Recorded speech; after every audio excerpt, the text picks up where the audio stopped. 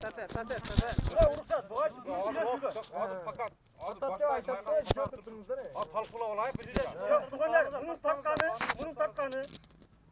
uşu жерде uyuşturucu bolup protokol болот. Biz кат sizin uşu жыйылганыңызда бекер кетпесин. Ар бириңиздер сүйлөгөнүздөр фамилия атыңыздарды сурап алып, протоколго жазып 5 минуттагы өкмөткө беребиз. Ошон үчүн мунун съемка кылганы мага керек. Туура түшүнүңүздөр бул баланы. Мен дагы мына запись кылып атам, ар ким сүйлөгөн сөздү. Ошон үчүн бул мага керек. Себеп толганыңыздар бекер кетпесин, даже 5 минут жөнөтөлү. Фаланчы күнү фаланчы адресте ушундай жыйын болгон, ушундай талаптар коюлган. Кийин биз активисттер барып, жетекчилерден сураган оңой болот. Assalomu alaykum hurmatli Facebook ko'ruvchilari. Ushbu videoni hozir Batken rayonunda, Batken областынын жаштары жыйылып, кайрадан урматтуу президентибиз Садыр Нуркожоевичке кайрылуу жасап атат. Эгерде колуңуздардан келсе, бардык группаларга бөлүшүп, ушул видеону урматтуу президентибиз Садыр Жапаровго жеткирүүгө салымыңыздарды коштоңуздар деген үмүттөбүз. Анткени Баткендеги кайрадан эле ошол чек ара маселеси, анан кадр маселеси болуп жыйылып атат бул элдер. Башка эч ким келишпесин жогору жактан. Ошондо биз губернаторго сунуш кыла алабыз. Муну акимчиликке кой деп. Муну айлыкмытка кой деп өзүбүз сунуш кыла алабыз тугандар. Туура.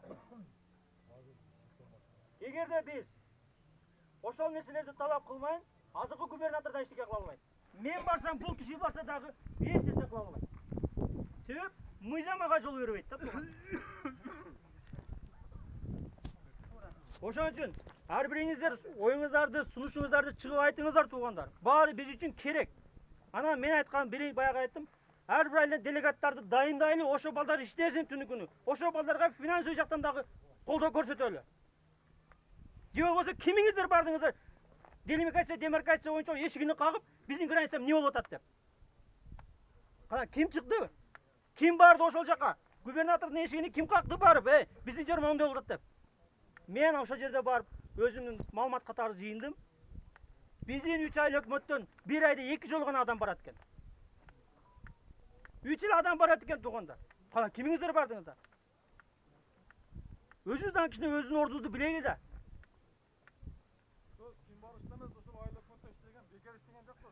Токтоп туруңуз, айыл өкмөттүн башкасы, айыл өкмөттүн иш функциясы башка. Аларды азырды токтоп туруңуз, сизге жооп берип коеюн. Сизге жооп берейин. Сиз айткан айыл өкмөттү сиздер шайлаган жергиликтик кеңеш аткарыш керек. Жергиликтик кеңеш талап кылыш керек. Депутатты бекеринен шайладыңыздарбы? Көзөмөл кылган жергиликтик кеңеш иштеш керек ошого. Депутаттар жок иш керек. Жергиликтик кеңеш эмнеге шайладыңыздар? Айыл өкмөттү контроль кылып, айыл өкмөттүн ишини талап кылган жергиликтик кеңеш болуш керек. Анан айыл өкмөт сиздерге маалымат бериш керек. Сиз жеке интерес ошол айыл өкмөткө, губернаторго барып, ошол тийиштүү кызматка баягы делимитация, демаркация боюнча иштер боюнча тийиштүү жерге сиз менен мен барсам дагы болот. Биздин конституциялык укугубуз бар. Сураганыбызга. Кимиңиздер патриот, мындай эстер кимиңиздер барып сурадыңыздар? Сурагандар ошо метке чыгыңыздар. Мен сурадым деп маалымат бериңиздер. Эми токтоп туруңуздар. Токтоп туруңуздар, Токтоп туруңуздар. Эми туугандар, сөздүн аягына чыгып, майкке чыгып сүйлөңүздөр. Мен бит алып сөз берейин. Тура туруңуздар. Эми мен намысыңыздарга тийгенимдин себеби, туугандар. Мен намысыңыздарга тийгенимдин себеби уйгонуңуздар туугандар. Мен деген жокмун бай мырза, чыгып сүйлөп айтке болсо. Ошон үчүн туугандар, башкалар сөзүн бериңиздер. Балдар айта берет. Эми бул ишким барбады де, губернаторго менден көп барбаган адам болсо керек да. Барбы? Мен Луга губернаторду билем да. Токтуруңуздар, аксакал сүйлөп. Себеби азыркы Алимбаев мурун часта иштеген. Ол мурдагы болгондорду, ол мисалы прокурорду, башканы, начальник министрлерди бул жок кыла албайт. Себеби баары связда бири менен бири. Мен билем да мисалы. Азыр дагы кеп туруп ошо мурун райондун boğan nanaşan dağı aylanı adam dağı keptirdi eşittim hazır. Bunu şol bizde işlemegen adamdı koş gerek. Bizim rayonda bunda postorda işlemegen adamdı koş gerek. Men bardığını korgam için. Yok işte ben adam misali raykon böyle. Nudu ketdi. Prokuror ketdi. Vardı ketdi. Yo bilem. Ol bu dağlar köp kuyruğu için. Men söyle olayım. SMB olsa bandit. Bari masallarda qamatqan bari misali SMB qamatib atqan. Ben bari bilem de. Men qanchacı gördüm misal. Yok bular şu bari kuruk bir. Mana çastan bargan Alimbayev'dan başkalardan bari Batkenden bargan. Ақтат районунда болот. Bunu baldar bir жаңғы bola İskender'den var mı? Ana şoğan balanı koyuş gerekçi. O tanış biliş bitti yok nesini koyuş. Kurumбай İskender boyunca malumat bereyim sizlerge. Kurumбай İskender Oşonu suranaylı delibitatsiya demarkatsiya жері. Тоқтап тұр. Мен сөйлеп тұрмын екен. Кеш-кешен сөйлеп бересің. Мысалы губернатор мысалы. Prokuratura onlardan қолында болса, SMB onlardan қолында болса, MVD olan bizim қолдан ештеңе келмейді екенде.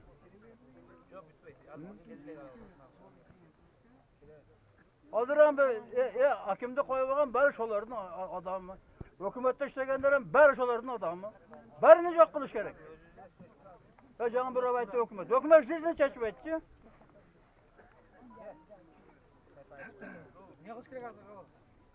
Şunun için bana bolsa mesela başka gubernatör kese kadr meselesini çeşip gerek. Birinci oturutta kadr meselesini çeşip gerek. Ya kaçan misalı? Sen ayttın misalı. Bizim yerde Tacikler sohbetini işlep yürütey. Açtan gelip işlep yürüt. Kim karaydı onu? Pagran karaş gerek mi? Gece olsa bari çalsın demelerini almıştırıp bir yoktu kaşa kıldı. Bizde işlegen bana kapitandı. Ақтат райыл өкмөтү. Ақтат айыл өкмөтү дегенде Ақтат айылында болуп атат. Бурatan Ақтатырда. Bu işlegen ballarda daha jaya koyuş gerek balda işte turgan. Alimbayev prikaz vermedi mi zaten Tacik'te at degen. Alimbayev'de koldaysınlar. Bu prikaz vere durgan bizge adam gerek. Oya kıyamele.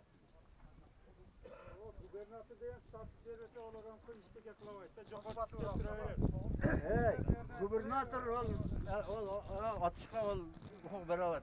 Mana misal Alimbayev jokorta işte turganda ber eteleş ol. Bermedi o. Kança aksaydı, kança orta oldu topalım oldu. Ya çıksayım da.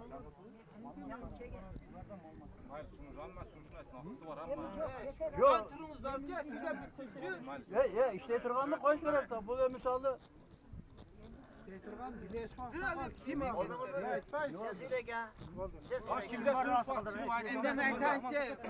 Assalamu alaikum Kırgız elimi. Birbirimge ıltımaka kegileçi.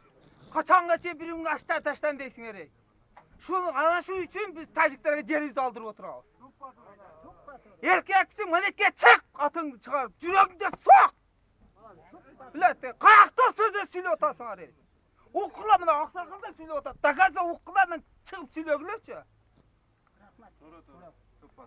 Birin oyaktan söyleysin, birin biyaktan söyleysin. Adı beni kapıp koysa birin hep durbaysın aşetti.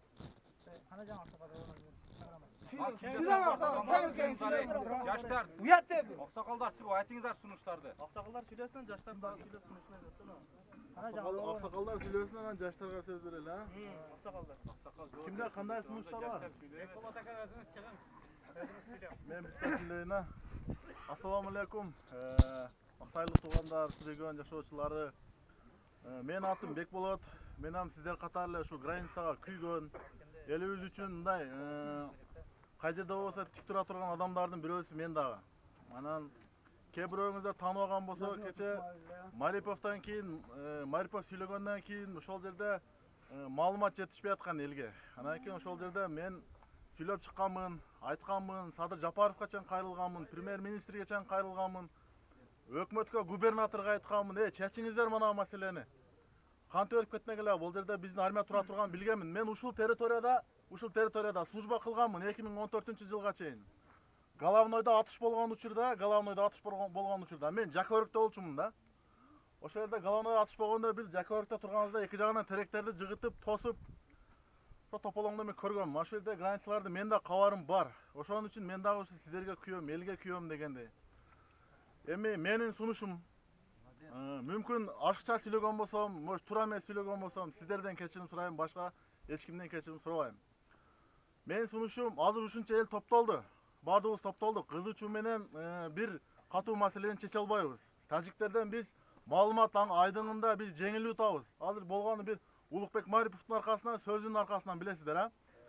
Бияктан эмени жайлоого чыга турган территорияны, бияктан эмеден жанакы эжебиздин үйү күйгөн жерден дан территория акырын аларга мындай чырагга май тамып атат да.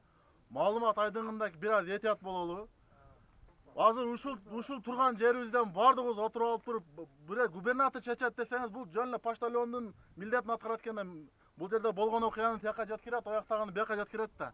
Бир полномочиясы жок. Ошон үчүн битте Баткендин өзү үчүн бир губернатор деген статусту берип коюшу бул вряд ли оорураак. Ошон үчүн бербейт ал губернатор деген статусту. Ошон үчүн биз ушунча эл топтолдубу, бир аз мындай акылды калчап туруп, тууру чечеп турган адам бир эле президентибиз болуп атат да. Ошондуктан ушул жерден биз президенттен талап кылалы. Эми ушунча элдин ишеними менен келдиңиз, бардык элдик президент деп сизди колдоду. Кайрылайык. Урматтуу президентибиз Садыр Нуркожоевич, ушул маселени сиз биринчи очередке коюңуз, башка маселени кое туруп, ушул маселеге көңүл буруңуз. 500 жер болсо берейик, 600 жер болсо алайлыдан зымторду тоспосок болбой калды да. Туурабы? Бардыгыңыздар кыйналдыңыздар да. Ошондуктан азыр отуруп алып туруп бизди камера алып келдик, мына камера. Анан биз чыгарган видеону Кудайга шүгүр жетип атат 700 жерге. Өткөндө көлгө барып алып туруп прямой эфир кылган учурубузда Садыр Жапаров өзү биздин прямой эфирибизди көргөн. Ошондуктан азыр бир туруп алып туруп бир Садыр Жапаровго кайрылуу жасайлы. Тез аранын ичинде бизге ушундай чек ара үчүн, Баткен үчүн күйө турган инсанды коюңуз. Ошон менен иштешели. Биринчи президентке отургандагы биринчи көйгөйүңүз ушул чек араны чечип бериңиз деп бир талап кылып өтүнөлү. Кандай дейсиздер? Азыр урматтуу Садыр Нуркожоевич, урматтуу Улукбек Марипов. Биринчи биздин көбөйүбүз ошо границаны келип, чечип, сымторду тартып бериң, биз аны тынч жашайык. Биринчи проблема. Экинчи проблемабыз сизде бизге статус берген. Статус берген курук пакетти колубузга берип койгон да. Шунун жеңилдик жактары. Мисалы светтен, суудан, налогтон, анан элдин айлык акысы, пособия, пенсия дегенди көбөйтүп берсеңиз, биз мана чек арада жашаган эл өтө кыйынчылык менен жашап атабыз. Бизде жер жок. Bir janga bir sotuk 30 desiyatik jer тийген. Бирок биздин кыйналганыбыз, бизде ишкана жок, завод, фабрика жок. Ошо только тажиктар менен атышып, тартышма эле, башка ишибиз жок. Ошон үчүн биздин элдин пособиясыны, пенсиясыны, светти, налогту, бүт ana ушундай бизге келе турган немелерди жеңилдетип, жоксом ошону жок кылып туруп, elge jakından jardam berişinizi sizden suranabız. Şu eldin atından men suranıp ketetelem, şu kuruk paketin içine jok degende jartı salıp bersengizler bizi razı olardılar. Assalamu alaikum el jurt. Manamdayda men şu Köhtaş'ın arşikası yaşayımın. Burada bizim sallatlar bir ekasas torba var. Soğun tağınan ötçüyle. Ötçüyle bir 15 gün boldu, soğun 2 kilometre jokarga jılganda sallatlar. Jılıp katı otatılı. Ola yaxmen katı, taşlar bir yağdan kataydı. Azı bir 3-4 gün boldu. O matkarım iyi vargo. Soğutten katak katı bizim sallatlar. Uca o yağı berilgen mi deyim de, satılgan bu. Bunu kim satkan, kim bergen? Şunu tavayı kim satkan? Kim kol koygan şolarga? Ha? Şunu kim alkıgan? Sen neme razısın nemesin de? Yakayım sen hükümet işleysin neme? Şunu bilesin mi? Bu özü kartada. Ha, kartadan gelgen. Bunu toplanlar bize boşka masalamak geldi. Başka masalamak geldi.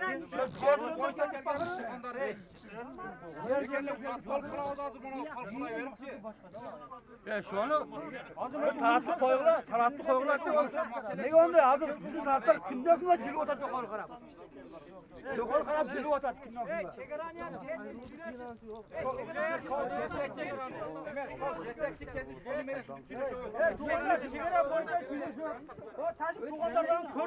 Malmattan utkurabız tuğanda. Onu pis minna jönөтөбүз. Hazır men protokoldu daярдайык dedim go. Елдерди шайласаңыздар, ошо делегаттар протоколго колду койдурат. Ошо протоколду негиздеп кетет. Аман. Кымта? Onda qaysi temada сүйлөйүк? Kadir mesela bizge жақсы чечкиндүү элим жерим деген кадыр керек бизге болду. Bir ele mesele, başka meseleni toxtatыңыздар туғандар, ey. Sol kadır kesim, sonu men aşını düşündük сөйлөшөбүз туғандар. Келечек каншо келген губернаторчы. Сону биз ана шу талак кылышыбыз керек да. Статус бер деп, укук бер деп туғандар.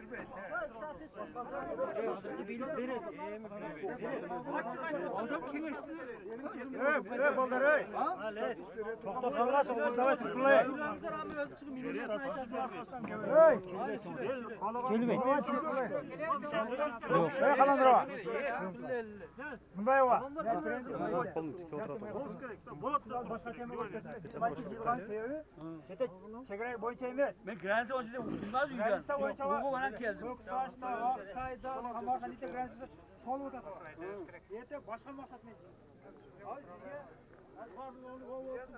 Qandavay, Eshmati keladi, Tashmati keladi, bizga Batillikda temirda bitta jostki tashtirmen tiksurishtirgan yetakchi kerak. Ana shu o'lchaklar. O'zi mana kengashni qaytarib qo'ysin. Keyin o'zi talab qo'yadi, chekmasa ham yer o'lchaydi. Ham o'lchaydi oladi. Men shu oyoqqa burmalamanglar so'z. Gransiga deb keldim-da men. Туғандар, қолдан келишинче поделиться кылыңыздар. Анткени бул кайрылуубуз урматтуу президентибиз Садыр Нуркожоевичке болуп атат. Ошондуктан урматтуу туғандар, келиңиздер бизге жардам берип, ушул чек-арабыз үчүн, өзүбүздүн үйүбүз, өзүбүздүн огородубуз үчүн колдон келишинче бөлүнүп, ушул видеолорду бөлүшүп, урматтуу президентибиз Садыр Нуркожоевичке жетүүсүнө бир чоң шарт түзүп бериңиздер туғандар. Ушунча эл урматтуу президентибиз Садыр Нуркожоевичке кайрылалы, үнүбүздү жеткирели, ушул маселебиз чечилип калса экен деп, элдик президент Садыр Нуркожоевич Жапаровдон суранып, кайрылып чыгышкан. Ошон үчүн колуңуздардан келишинче видеобузду бөлүшүп, лайк, комментарий жазганды унутпаңыздар туғандар. Ай балайк дейсиңер, башка дейсиңер, бизге разницасы жок, кимсиге соңуз келсин. Бизге катты жёсткий чын жүрөгүмө иштеп жаткан адам. Мана биздин зонадагы, эй, отурбайсың бе? Улук, сунуш кылайык. Улук, Ана сунушуңуздар болсо чыгып айтыңыздар ким? Мана бул чай. Бизге. Эй, бекең. Эч ким мактаган жок. Элдин арасына сунуштаңыздар. Бекең. Mana oçurtmaya söylesler, zıtı yok kullanlar. Kim? Turduk mu? Hayatım bir tane turduk mu? Bundayım. Ete, anda yemek kullanın. Toktap durun. Toktapsam siz az bunaydı otat. Özüngörün tanışыңарды, oturma. Özüngörün tanışыңарды alып келді, бетаз провокация kullanma. Екінші жолды сөйлеуіңа. Дерде біз, мен де танымайды. Ешкім танымайды ол кішіне. Оны siz мен бекітпеймін, ояқтан бекілік тұр деп отыр. Ошол кишиге талап қояқ деп отыр. Сен қойып жүрген қашып кетер. Онда өтіп жақсына сөйлең.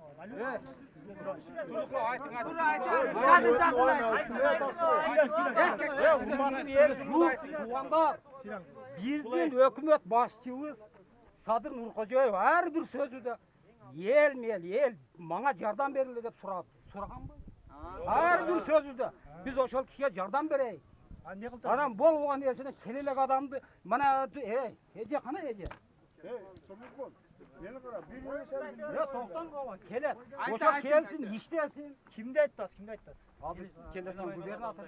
O'shani aytib o'tasiz, siz meni o'tasiz. Yo deb siz meni o'tasiz. Kelsin, ishtasin, dasturxon savoq qiladi, maqtab oladi. Gal kelib ishtaylik maqtab. Kimda siqin saltadi?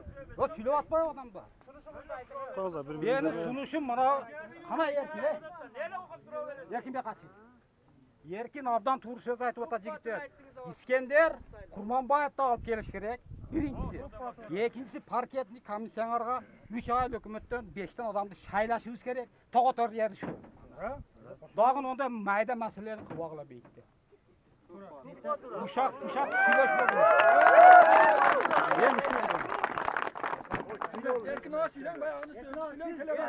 Yo, mana men aytayın degenim. Hazır şul bardığından aşıntıp oğra olup kele oturuz da çegara deva günü tünü жүгүрүп жүрөбүз. Aytkanim gubernator bekitiliptir dedim. Туурабы? Эми кандай ишти мына бул адамдар айтып балдар айтып аткандай талап кылабыз онун шундай суранабыз жокорактан статус берип ондой кыл деп. Мен айтканым башка кадр мына эң керектүү кадр чегарагачы иши делимитация демаркациянын башчысы болуп. Азыр Бөрүбаев Назирбек деген киши иштеп атат да ошонун ордуда. Шонун ордуга шунап келейик деген мен айттым мен. Сунуш. Бул губернатордон таптакыр башка бул. Бирок аныктай турган. Чегараны бу тажик, бу кыргыз дей турган киши шол да. Иши шол. Шол ишти алып бара турган кадр мен айтып аткан киши. Шону айтайын дедим. Курманбай Искендеров да. Өзү эле электен болот. Şonu aytganda yer satkan, enesini satkandan barabar. Bize koşulan şonu emas. Hem biyakta жамаат бол губернатор бекитилиптир. Мен айткан бар анан мына чегарада областной башчысы болот, Эрпул начальниги деп коет буларды. Туурабы? Шуга мына өзүңүздөр бардыңыздар билесиздер, Сайжан Иратов деген биздин мыкты жигиттер жүрөт. Шого окшогондорду талап кылайык деп мен өзүмдүн оюмду эле айттым. Азыр эми губернатор чечилиптир. Шул экөөнө дагы айтып, анан губернаторго койгон талабыбызды манантип иштейсиң, мынаны чечесиң дегенде айтсак болот экен. Бул эң мына губернатордон сурай турган нерсе. Анан туугандар, Кыргызстан боюнча 80% президент шайлаганбыз. Тандап шайлаганбыз. Эми калганын ошо президент чечет. Биз шайлап аркасынан талап кылабыз. Шайлап мында кандай президент чыдасын? Ошол адам чечкен адам кандай адам болсо, ошол адам иштейт. Куданын жакшы адам түшкөп калса, Куданын тилегиле. Атак шайлаганда 80% Кыргыз 7 область бирге шайлайбыз да кийин келип бөлүнүп 10 көрсөтүп муну эч кимдин акыбыз жок. Баш ийебиз, атабыздан ошол. Муну патканчылык кылган жок о садыргачы. Просто жүрөгүбүз менен шайладыкпы, укукту шого бергенбиз. Ким дап келип койсо ошо өзү чечет. Сени менен мен келип бириң Айбалаев дейсиң, бириң Искен калганын бизге жетекчини жакшысын шайлап берсин. Аны биринчи талабыбыз. Ана облусубузга. Ошону биз өзүбүз талап кылып алабыз, кимди кантип иштетишти. Колунан келбесе ошону кетиребиз. Атак мынчалык эч ким колдогон эмес мындай садырдычы. Кыргызстан боюнча канча жолу неме болсо да.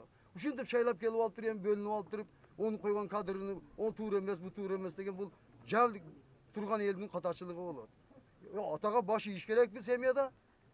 Жаманбы, жакшыбы шайлап алып туруп кийинсен, ойга чыгып кет деп айтып атабыз азыр. Кааласак ошонуку закон бизге. Эгер биз мамлекет сактап калабыз, мыйзам чегинен чыкпабыз дей турган болсо. Ол кадрды ошо коет. Ошону биз азыр болгон бүткөн суранабыз. Биздин облуска бир жакшы жетекчи берген. Суранабыз. Башка колубуздан эч нерсе келбейт. Атак ол калган кадрды өзү терип алат. Кайрылуу жасап коелук президентке. Акыркы немебизчи. Анан калганы Кудадан болот. Анын сунушун эми айтып койгула ошо. Неме милеттин жагы Азыр кайрылуу айтсаңдар. Ана аксакалдар чыгып кайрылуу айтыңыздар. Ya bir yerde kadr meselesine hakaret ettiğinde için öyle. Biz olğanı prezidentke hayırlı oldu da. Dayındaylı. Кайрылууду жасап Олар барбы, сыныштар барбы, болсам айтка турактан президентке кайрылуу жасайык туугандар. Бизге күчтүү кадр коюлар деп кайрылабыз болду. Атыны дагы айтпаңыздар, эсип каласаңыздарчы. Ошол эле. Кабышты кереги жок. Тортпаңыздар, өзү туугандар, биринчи ар бир айылдан келдиңиздер, а? Делегаттар дайындайлы. Мына жыйындын протоколуну жыйышыбыз керек. Анан кадрды отуруп алып мен казыр бетти болбойт. Жок, эл көрсөтүп койсун биттектасын. Her bir ay özü körgözüp tuğanlar ne deyser onda kayrılığı baştayız mı?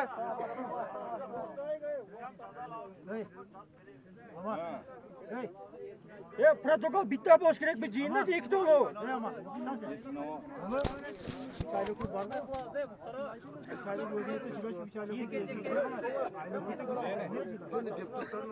Az soğa elder rahatsızları sunuşqa жақсы жетекчи Сұранауызы Садыр Жапаровтан онымен қатар тұрақты аманетке сөйлеушілер алдыға шығып башқа мәселе қойып жоқ туғандар. Bir ele bizге жетекчи керек, күшті жетекчи. Alırım. Çegara denen ana keyin jetekçini jetekçini ortaqarma Status berip бар жоқты неме Gransan Çeşkile'de bir yaş kadrını koymasında sunuş kılaz bol bizim başka işlere ait. Sol жетекчи келіп шешіш керек те границаны же. Alırım. Manav gubernatordan koydu da oylar var. Alır gubernator işte o. Bunu biz bilmeyiz, tanımayız bu kişiyi.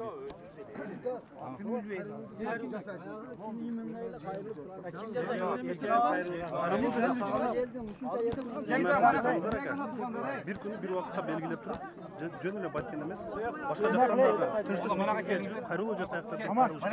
Ama jalan Batken emes, boş.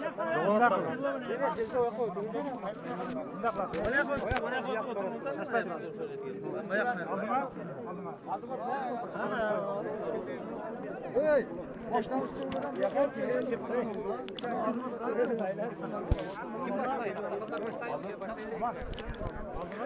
Урматтуу Facebook'тагы достор, видеону көрүп жаткан бир туугандар, миңдеген эл жыйылып бүгүнкү күндө урматтуу президенти Садыр Нуркожоевичтен чек ара маселеси боюнча жана кадр маселеси боюнча кайрылуу жасайык деп чечишти. Урматтуу Facebook'тагы достор, эгерде кимде ким көрүп жаткан болсо, ушул видеону бөлүшүп группаларга дагы бөлүшсөңүздөр, биздин үнүбүздү урматтуу президентибиз Садыр Нуркожоевичке жетиш үчүн сиздер дагы мындай жардам берсеңиздер. Анткени бул жерде бардык эл президентибиз Садыр Нуркожоевичтен граница маселеси боюнча, кадр маселеси боюнча кайрылуу жасаганын туура көрүп жатат. Ошондуктан видеону бөлүшүңүздөр туугандар. Елді қошып бақтайық.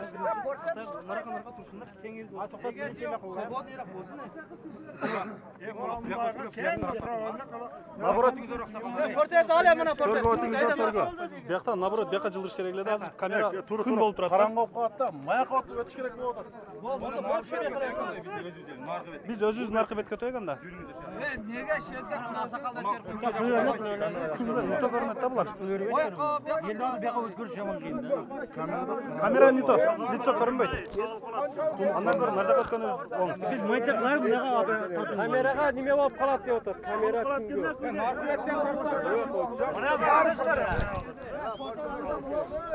Başalamadık koyalım. Mana koyalım. Kumda cevap kalat.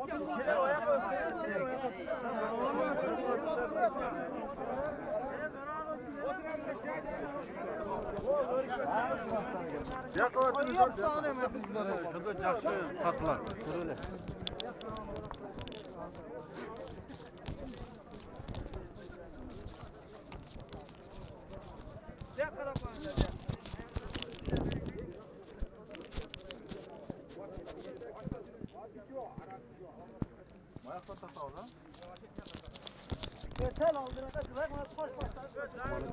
Жерлерде дагы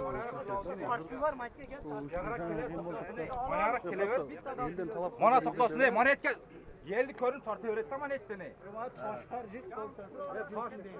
Ola öyle mana. Evet tak. Hey, Jinway Troz ey tuğanlar ey. Olanı da aylandırın zaten. Ya orada kengara. Ya dastan ey, kana dastan. Ha, merdiven tartılat. Ha, mikrofonu da koy ya. Mikrofonu nasıl?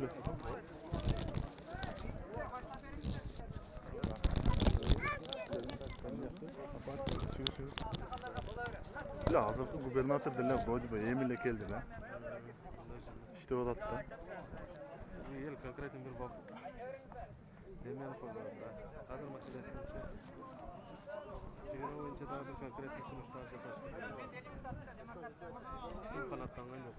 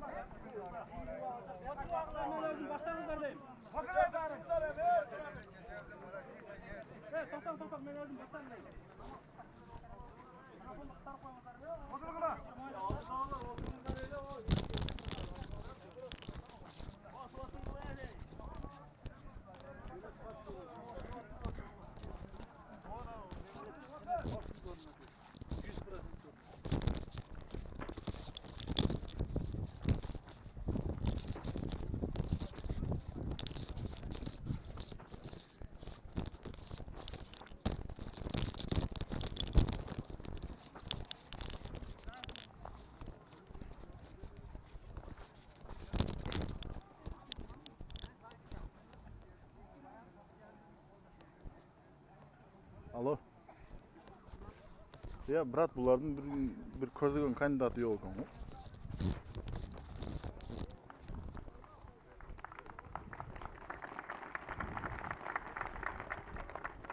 Men kandidat degan yo'qmi? Prezidentga qayrılgılar dedim.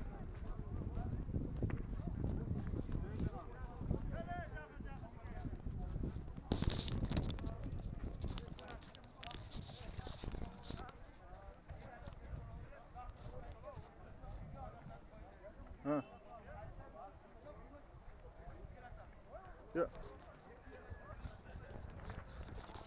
Ya hazır aytdim, oşon aytsam, bu yerде de biz kandidat ko'rsatgan jo'qmiz, onu biz prezidentga qayrılуу jasayık dedik deydi go.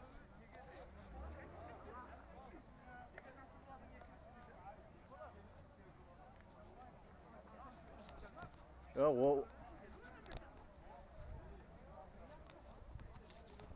onu qo'llagan adam yok.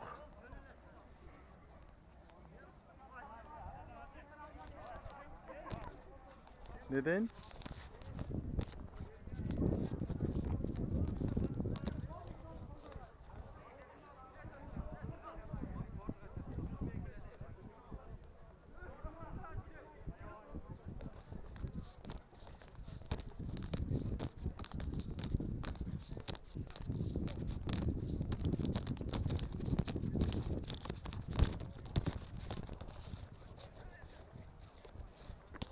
Vallahi.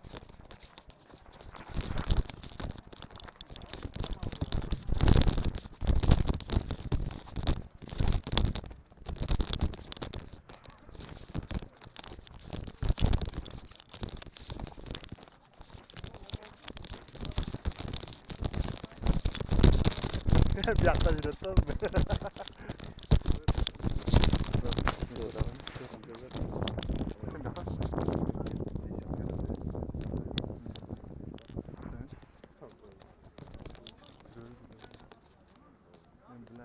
Baybal değil mi? Yok abi. İyi derdi ki.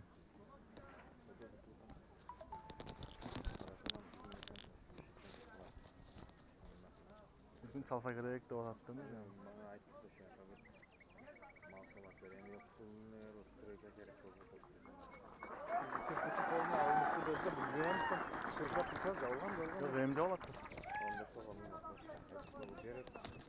Minna ayetleri. Kelet ya, o. 79 milyon.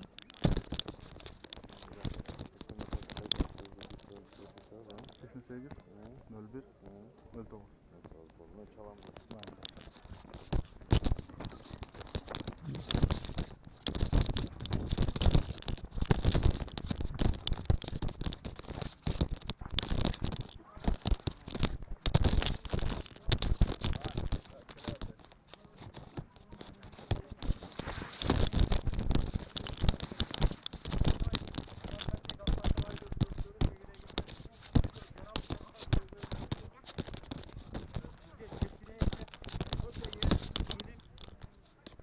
кайрылуу жасап атканыбыз.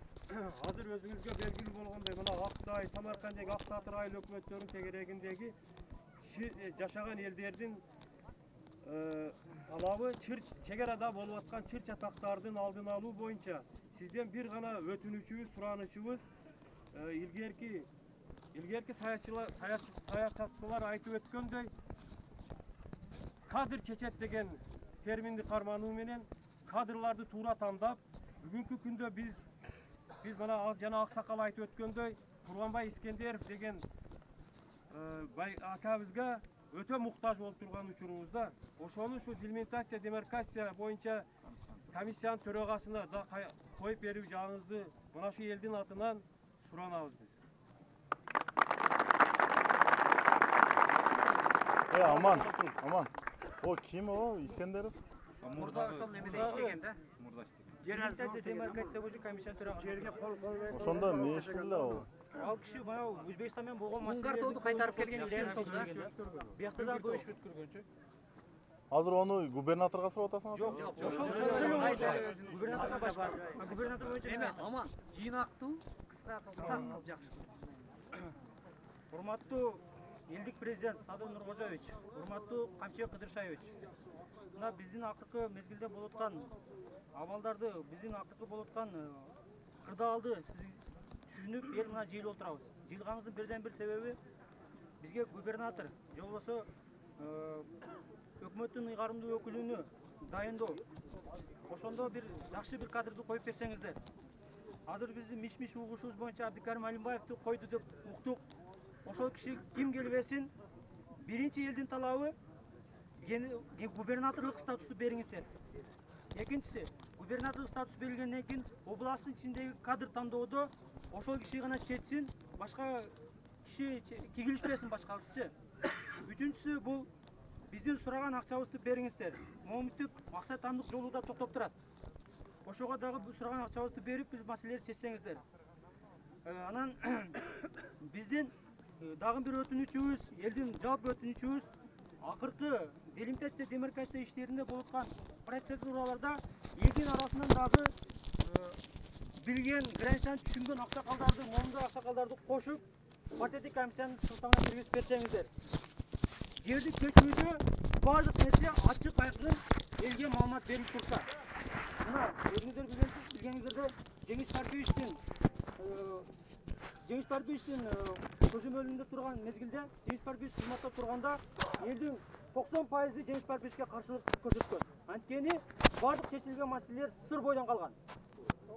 Ошол азыркы бүгүнкү күнгө чейинки өткөн катталган маселелердин бардыгыны журналисттик иликтөө кылып, өзүңүздөр прокуратура баарын текшерип чыгып, жерди ким саткан, кандай негиз өткөн, мыйзамсыз иштердин баарын ачыкка чыгарсаңыз, эл ошону талап кылат. Жоопко тартылсын, ким жер боюнча элге кыянаттык кылган болсо. Анткени бардык жетекчилердин ким иштеп кетпесин баткенде, бардыгынын жетекчилердин салакылыгы эл муна билет. Ошон үчүн баткенге жакшы бир иликтөө болсун.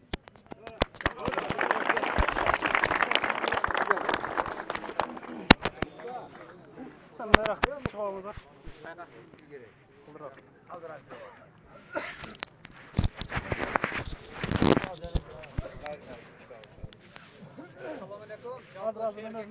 Мен ел менен сүйлөшүп тура берейин, сен даярдай бер. Бу жерге келген жалпы ушу 3 айыл өкмөттүн, мүмкүн башка райондордон келгендер бар. Бардыгыңыздарга рахмат. Биримдикте маселени чечебиз деп, ынтымак менен иш кылабыз деп келип отурабыз да. Анан бири-бирибиздин ынтымак менен тыйлаганды үйрөнөйүк, бирибиз аксакалдарды угайык, билгендерди угайык, сиздерден сурам. Жана эрден ашмак бар, бирок элден ашмак жок дейт да. Элдин ичинде акылман көп, элдин ичинде билген адам көп. Тажик каерде жашаган, кыргыз каерде жашаган, тажик кантип келип калган. Бул боюнча аксакалдарыбыз айтып эле жүрөт. Убагы келсе дагы айтасыздар, Кудай кааласа. Дагы айта кете турган нерсе, маалымат коопсуздугу деген бар, маалыматтык согуш деген бар азыркы учурдачы. Бир эле маалымат чыкты, гыл деши менен биз жөнөтөбүз.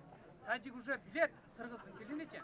Которот тагын кыргыздын маалыматы уурдалып атат. Биз уткуруп атабыз ушул жагынан. Даярдасаң дагы сүйлөй беребиз. Mındayrak. Eller arkadan dan korak koyun. Mındayrak. Azı paçımgasını alam. Просто мындай.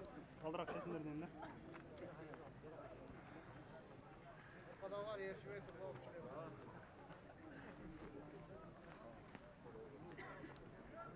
Kettik.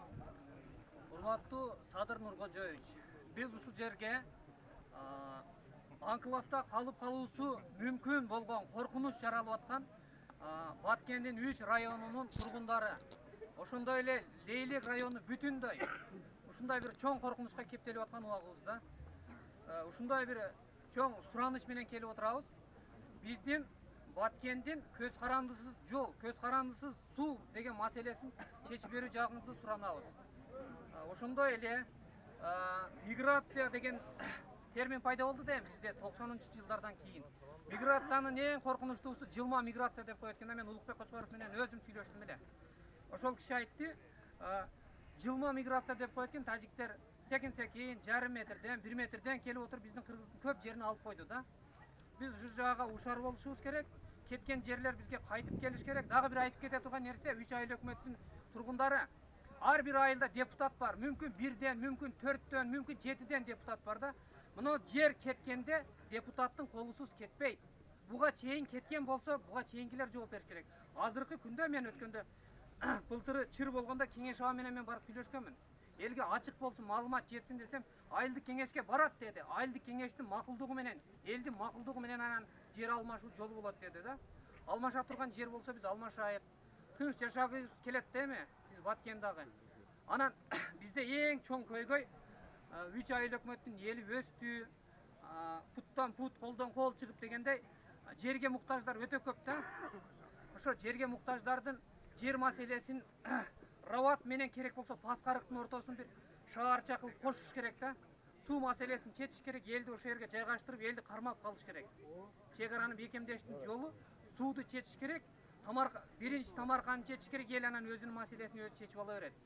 Ошондуктан ушул жерге мынау эгин тигиндин жаздын бир күнү жылды багат деп коет. Убагда ишти калтырып бардыгыбыз келип отурабыз. Ошондуктан элди кайта боздото бербей, сыздата бербей, ушул маселени чечип берсеңиздер, сиздерден сураныч.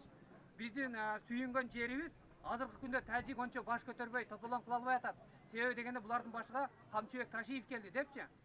Гың дегенге, мисал аттырып койгонго ошол кишиде мындай неме бар да, дух бар да. Духту ойготоюк туугандар. Духту ойготуп, башыбыз менен тике туруп, Кудай кааласа маселени бир жакшы оң жаага чечип алайык. Ушунча элдин Баткен Лейлек районунун, Баткен район менен Лейлек районуга эле чек ара керек эмес. Баягы чынчалагың ооруса, колуң бардык манжаларың ооругандай эле бүтүндөй Кыргызга керектүү маселе чечилип атат. Башка жактагы жарандар, сиздер дагы муну бир эле Баткендин маселеси деп калтырып коюп атсаңыздар. Көңүл бурганыңыздарга чоң рахмат.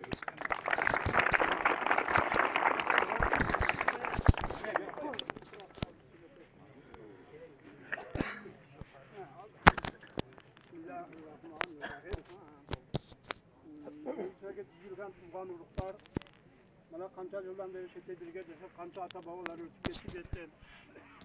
Шунша кішкене ғана жерде жүріп, бұл мына шетте Испара районы 1000 квадрат болған екен да, Испара районы құралғанда. Азыр Испара районы ішінде 3000 метрге жетіп қалды. Жерін қаттарып кете береді екен да, жаққан сата береді екен, жаққан қаттарып кете береді екен. Шunun da elden bazımız birikir. Biz kişiden bazımız toplanıp, kaçan kandan neseler olsa bilge çıkıp daima kalmasam, ana buna leylekten gelgen tuğanlar var mı? Oşalarga kaydırıp ketiretilerim, oşalarga rahmat, anca munca bol zattan işlerde gelip getirtiratlar. Bura kavla. Bura kavla. Onu o bayağı kamak koygan balı oldu ya bu. Saparali Mehmet degen. Oşoğun baldardı öte uyuşturup koyuş gerek. Bunu şu prezidentten soranı gerek. Hani endi bardıq ушундай ел жыйылып калып, Камчыбек Кыдышаев каян бир дуа кылайык, жакшы болуп келип, шерке элдилге кылайык. Ошо бала бардык жерди билет. Өткөндө сүйлөшүп кеткенбиз көк таштар биз аны менен. Ana o da mu'min. Ana duа Amin Allahu Ekber. Ayağıda bir жакшылап дуа берет сага. Güle güle baldare, kalınları süyle kokulup. Hayırlı olsun. Katorak söylüyorsun. Göreyim oğlum. Tabii. Siz. Selamünaleyküm. İzleyelim. Biz iyi ortak yok. Hurmatlı prezidentimiz Sadır Nurko'yevich Kayılığımız şu granitsada yaşayan ellerin atından da Batken rayonunun elinin atından biz şunday köylüler bolup atat çegara meselesi. Çegara meselesini bizge tez arada çeşe versenizer bolur. Şunday mesele bolganda Batken eli özümüzü jetin siyahtı sezip ketemiz da. Hiç kim koldamaydı, karşı bizi. Biligi daha koldamaydı. Başka Ovatay elder dağı demek şu kolda verip şu bizim köyde çeşi verseniz. Ama bizge şu jaksız garantisan çeşi verip şu jaksız kadırlardı koy verseniz. Benim şuran çürütüldü. Oldu.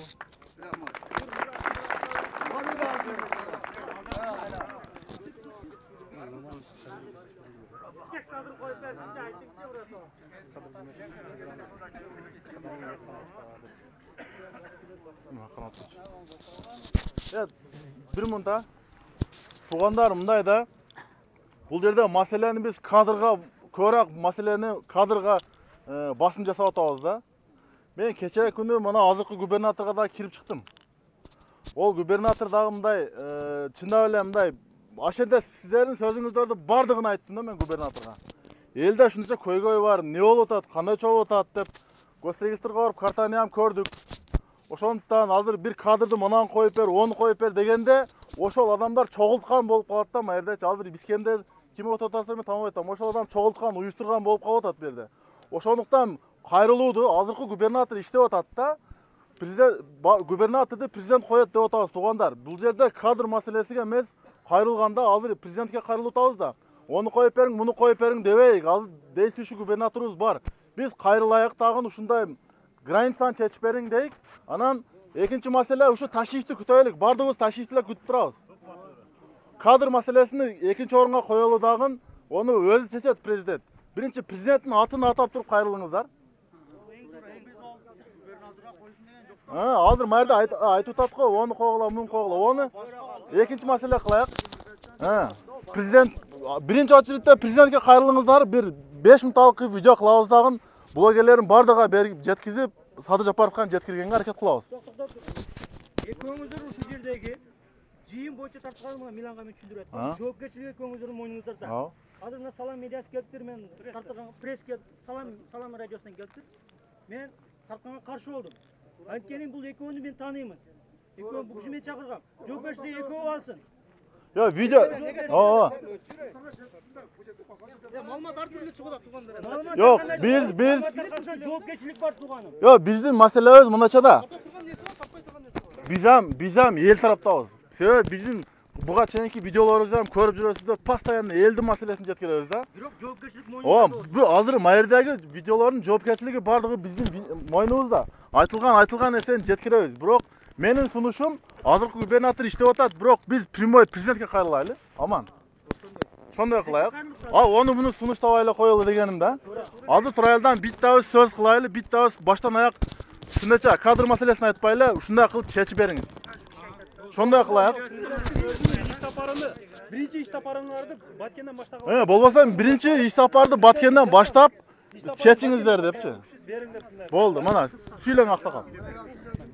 Hazır ben özüm baştandayım. Otom ben özüm baştandayım.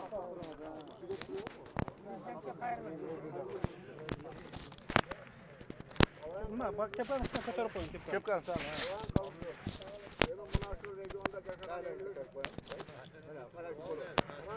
Regionda yaşanan elimiz 90 yıldan sahip Idıragan'dan beri ele kıynalıp yaşadık. Bizde hiç kanday granitsa oyunca bayağı çetkindük adamlar olgunca bir mezgilde gubernator oturganda çetkindük adamlar yürgönde siyasi provokasiyalardan işten alып болған. Biroq hozir Urmatov Sadır Nurko'yevich қалың жұрт bizga isheni qo'llab berdi. Bizga Batken областағы аймақты тез арада шекараны кесуін мәселесін қозғасаңыздар. Шекараны кессе болады. Бірақ бұға тексеру қадам жасаған адам жоқ болуда. Президенттің алдына тапсырды. Халқаны, шекараны білген жақсы кадрларды паркеттің жанына қойып, туғандар менен тикаметке тұрып сөйлесіп адамдарды алып келіп тұрып, ошолордун акылын уурдаган адамдарды алып келип койсоңуз жакшы болот. Бул биринчи маселе. Экинчи маселе, мана бизге 3 айыл өкмөтү Баткенге каттаганда биз кыйналабыз. 3 айыл өкмөтүнө мына вакыттар Актай Самаркандда келип турат, Байранын бергилесе. Актандырды район кылып берсе, биз көп маселени районда чечип болот экен. Себеби Баткенге барган элдер ал үйгө кире албайт, акимиятка кире албайт. Биз жактан баргандар. Биз өзүбүздүн ушу 3 айыл өкмөттүн аймак жагына бир район кылып берсе, жакшы болот эле. Анан бул кадрой маселесин сөзсүз айтышыбыз керек. Садыр Нургожоев өзү сөз берген. Кадр деген бул эмне? Кадр деген бул ишти алып кетчү адам. Анан анча-мынча провокационный иштерди кылбай эле. Мен билгенден 3 адам бар да, Баткен аймагына күйгөн. Жаш десе Гератов, андан кийинкиси Курманбай Искендеров, андан аксакалыбыз Маматай Балаев. Ушул 3 адамды şu Баткен аймагына комиссиянын составына киргизесизби, ушул жакты чечип бер деген маселени койсо, ушул кишилер реальный чечет деп ойлойм да мен. Мана элдин бардыгы билесиздер. Кантип иштеген алар. Але көргөн көз аркага кетпеш керек да. Көргөнбүз. Мен лично өзүм көргөнмүн. Өтө жакшы иштеген булар. Ошон үчүн Садыр Нургожоев ушул маселени карап койсоңуздар.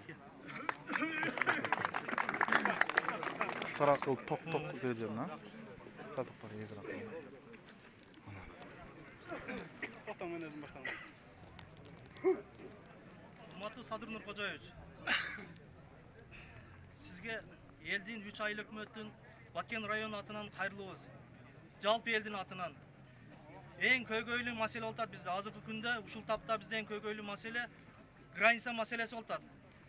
Ушул маселени өзүңүз айткансыз, Баткен районунан, Баткен облусунан баштайм деп. Ушул маселени өзүңүз көзөмөлдөп, границаларды тактап, чечип берүүңүздү суранабыз. Мына мен эс тарткандан бери, кичинекей 30 жылдан бери ушу көйгөйлүү маселе күн сайын болуп атат. Ушуну чечип берүүңүздү суранабыз. Жалпы Баткен району элинин атынан. Уже Бекболот ака бул киши сүйлөп койду.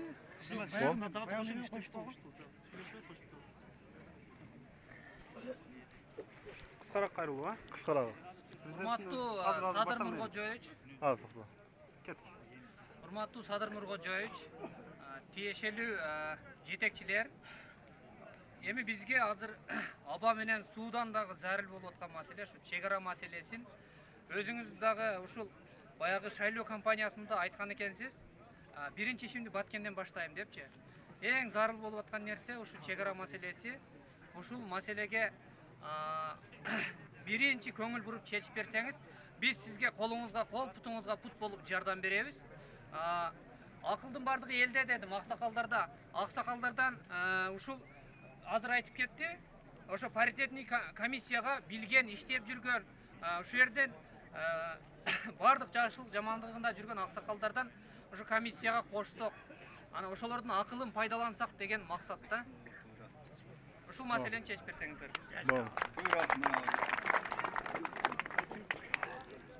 Сүйлөп бүттүң.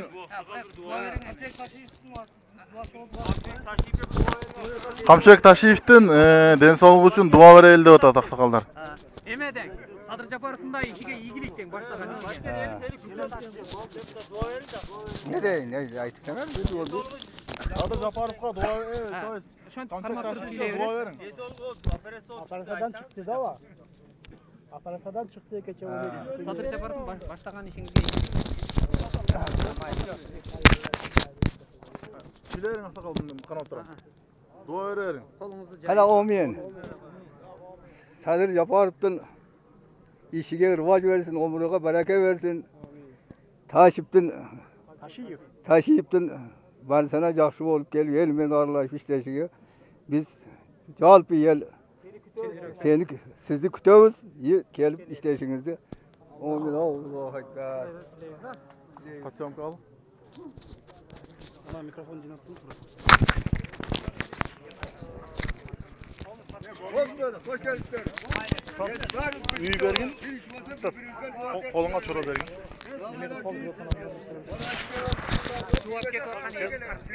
Ket tutkanlar tart. Алдынан тартып керек эле да. Var tarttı. Var.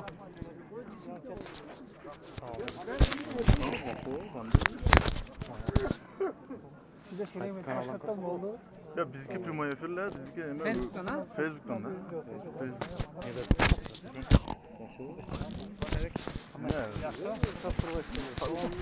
Yılan tartışan uğurda parasan kulu efirler baldığı çağır. YouTube'da yok. Facebook'tan ne?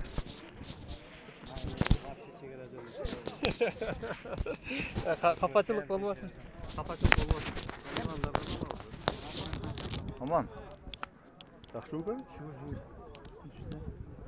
Эми Yok. Biz haytı ya. Kadını özüm kıyıp işi boğun kızıldım bulun özüme hem gerekti. Doğru, bırak. Bundan oradan algılamayız. Bu Bipolot Bergen'in Milan çok güçlü polisi. Ya biz Çin ekran bayağı memleketteki maçlarda tokalan çıkan ballarız da. Esen mağazda dostları. Onu sonra düşündüler. Bipolot. Bunu kesip gerek yeni Bular özleri. Jurnalist bular. Biraz atı tezeş gerek tamam. Az yuvarlaşat montaj жасайбыз. Protokolun memesini Bir gün uақытта барабыз, Құда қаласа Мұхтар агалар мененчи. Протокол жасайды қойбайсыздар. Кат түндө ham кайрылып губернаторго берип. Ана ушул боюнча мен сүйлөйм дедим эле. Эстен чыгып калды. Жылдасын каладым. Баягы жер суу маселеси боюнча биз кат даярдап атабыз да. Шуну айтам деп эстен чыгып. Азыр силер Siz özünüz çıkıp geçseniz uyumup gitti de.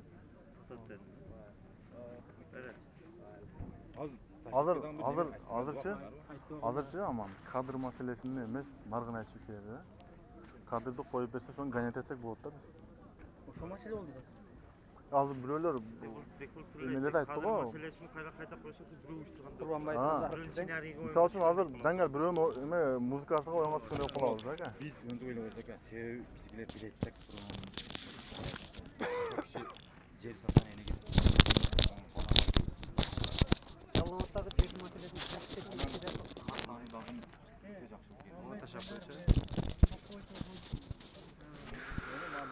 Урматтуу Facebook'tагы достор,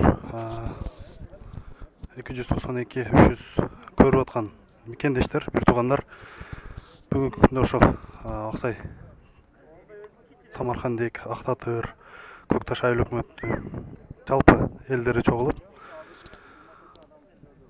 урматтуу президентибиз Садыр Нуркожоевичке өзүнүн кайрылуусун жасады.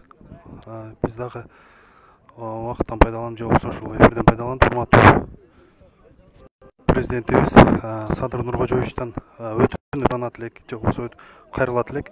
Урматтуу президентибиз Садыр Нуркожоевич, элдик президент Садыр Нуркожоевич, өзүңүз билесиз, ушул убакка чейин чечилбей келген граница маселесин шайлоодо биринчи өзүңүз айттыңыз эле, кадамым ушул чек арадан башталат деп. Бирок бүгүнкү күндө андай болгонго убакыт жетип келе электир мүмкүн. Сизден дагы өтө кайрылып суранат элек, өтө кайрылып суранабыз. Жалпы Баткен эле эмес, Баткен эли кайсыл жерде жүргөн болсо, кайсыл область, региондо жүргөн болсо, ошолор жалпы биригип элдин атынан суранат элек. Урматтуу президентибиз Садыр Нуркожоевич Жапаров, ушул граница маселесин элибизге чечип берсеңиз, граница маселесини караштырып берсеңиз, же болбосо өзүңүз ишти ушул жерден баштасаңыз деп өтүнүп суранат элек. Урматтуу туугандар, ушул видеону жалпы бир туугандар көрүүсү үчүн ушул видеобуздун урматтуу президентибиз Садыр Нуркожоевичке жетүүсү үчүн колдон келишинче поделиться, лайк басып, комментарий калтырганды унутпаңыздар туугандар. Бул жалпы Кыргызстандын, жалпы Кыргыз элинин көйгөйү, жалаң эле Баткендин көйгөйү эмес, жалпы Кыргыз элинин көйгөйү. Ошондуктан баарыбыз мындай урматтуу президентибиз Садыр Нуркожоевичке граница маселеси боюнча бирден бир кайрылуу жасап, катыбыз менен жакшы бир колдон келишинче үнүбүздү жеткирсек. Мындай тополоңдорду болтурбоого, мындай тополоңду кылбаганга чакырат элек. Анткени мындай тополоң болгону менен эч жерде эч кандай маселе чечилбейт. Эгерде ушундай жыйындар болуп атса, же жыйын болуп кала турган болсо, бул жерде жалаң гана кайрылуу жасасак, тополоң менен артка кетип атабыз, тополоң менен тополоң кылып, кайра ушундай өзүбүздүн жерлерди алдырып койгонго өзүбүз шарт түзүп атабыз. Ошон үчүн урматтуу президентибиз Садыр Нуркожоевичке чек ара маселеси боюнча Камчыбек Ташиев агабызга бир жакшы кайрылуу жасап, жакшы бир бутуна бут, колуна кол болуп, элдин атынан же болбосо эл өзүбүз дагы колдон келишинче жардам берсек. Мындан кийинки эфирлер чыкканга чейин сиздер менен амандашабыз. Сак саламатта болуңуздар, урматтуу туугандар. Барыңыздар ушул видеолорду жеткирип коюуга же болбосо урматтуу президентибиз Садыр Нуркожоевичтен кайрылуу жасап коюуга сиздер дагы кайрылуу жасап берүүңүздөрдү суранат элек туугандар. Аман болуңуздар барыңыздар.